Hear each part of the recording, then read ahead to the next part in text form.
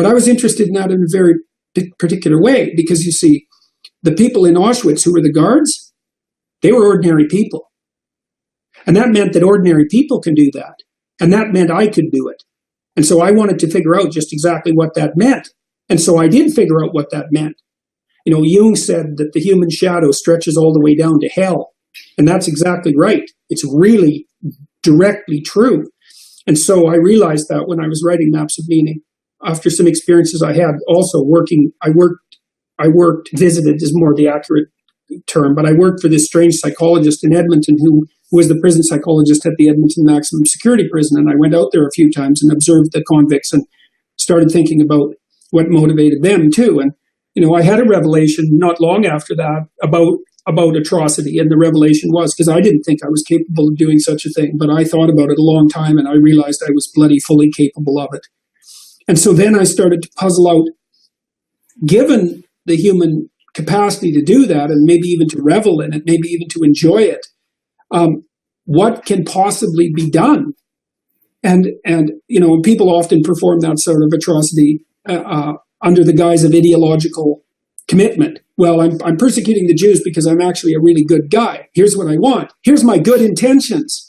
Right. You know, here's my good intentions, and they just happen to be collateral damage. And so it's actually moral and ethical that I'm doing this. But really, they're just taking the opportunity to act out their deep hatred of being and hatred of reality and contempt for humanity.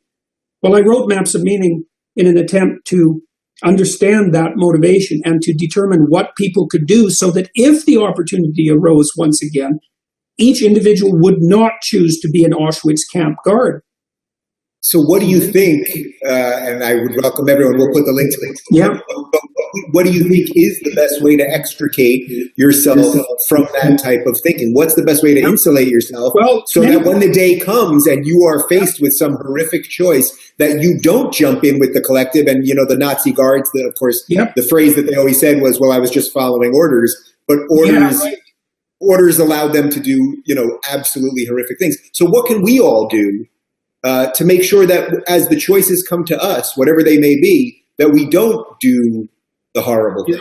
Well, a lot of people have thought through this. You know, Viktor Frankl, who wrote Man's Search for Meaning, he came to a particular conclusion, and so did Dostoevsky, so did Alexander Solzhenitsyn, so did Václav Havel, who was the dissident, Czech dissident, who eventually became president. They all said the same thing.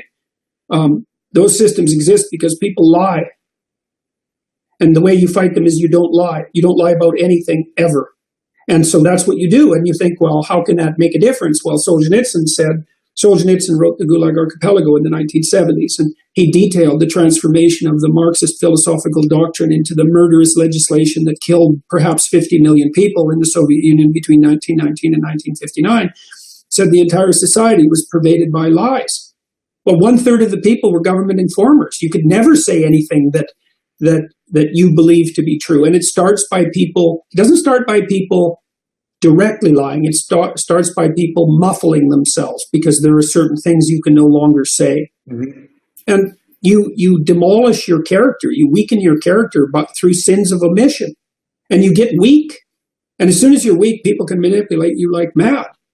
And so the way you fight back against totalitarianism is that you tell the truth and you act out the truth, your truth, you know, and you subject yourself to correction from other people, because the truth is a process, right? It's a process of successive approximation. And that's far more powerful than anything else you can do. Well, people, you know, it says in the New Testament that man does not live by bread alone.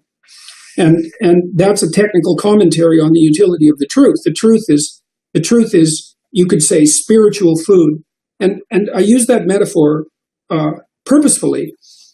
You live on information. You're a cognitive apparatus. You live on information. And in information, you transform information into the tools you use to operate within the world. And if your tools are faulty, then your life will be terrible. If you're fed on a diet of deceit, then you'll be pathological in everything you do, and the world will kick back at you extraordinarily hard. The first thing it'll do is deprive you of any sense of meaning, and then it'll make you bitter, and then it'll make you resentful, and then it'll make you murderous, and then it'll make you genocidal. That's the developmental pathway. And those kids, the people who shoot up the high schools, they've already hit murderous. They're nigh on the way to genocidal. And part of the reason is that a life that's characterized by nothing but deceit has no positive meaning in it, but plenty of suffering. Because you can lie to yourself and you can lie to other people, but the probability that you're going to be able to talk yourself out of your terror and pain is zero. And as far as I can tell, truth is the only genuine antidote to suffering. Because getting rid of suffering, that isn't going to happen. The only thing you can do is live in a manner that enables you to withstand suffering without becoming corrupt. And that means that you live by the truth, and no matter what. And then there's a coda that goes along with that, which is something that took me decades to understand, is that Kierkegaard talked about this a fair bit when he talked about the leap of faith necessary for true religious belief. Said, telling the truth is it's a gamble on the benevolence of being. So the idea is, well, you tell the truth. You don't manipulate the world to make it give you what you want. You just say what you try to articulate yourself and articulate the manner of your being as clearly and comprehensively as possible. And then you see what happens. And you decide, this is the act of faith, you decide that no matter what happens, if you tell the truth, that that's the best possible outcome. And the thing is that at the bottom of your being, there's always a decision that has to be made about how you're going to interact in the world. Mm-hmm. Because you have free choice, whatever that means, you seem to have it.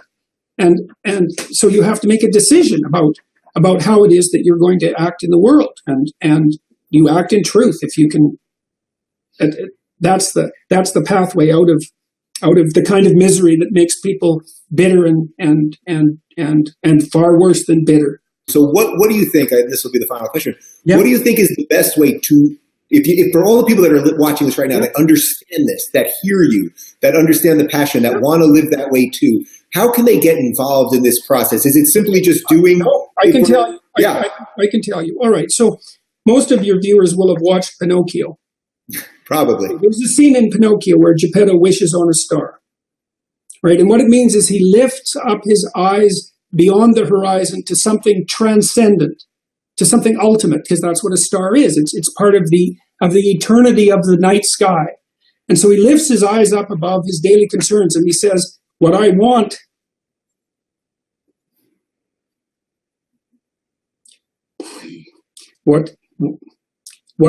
more than anything else is that my creation will become a genuine individual. Right? It's a heroic gesture because it's so unlikely. And that catalyzes the puppet's transformation into a real being. And we start as puppets. And so the trick is to get rid of your goddamn strings. And you remember in Pinocchio, he faces a lot of temptations. One is to be a liar.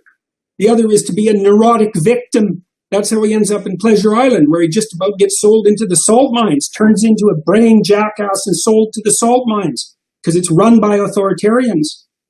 Well, okay, so what you do is you lift up your eyes and you say, look, I would like being to progress in the best possible manner. And that's best for me, best for my family, best for society, maybe best for the world. Simultaneously, I would like to attain that. Whatever that is, that's what I want. You commit to that. Then you tell the truth. And then you can tell if you're telling the truth. You can tell it physiologically. And so this is something to learn. You watch what you say, and you will find out that some things you say make you come apart. They make you fall apart.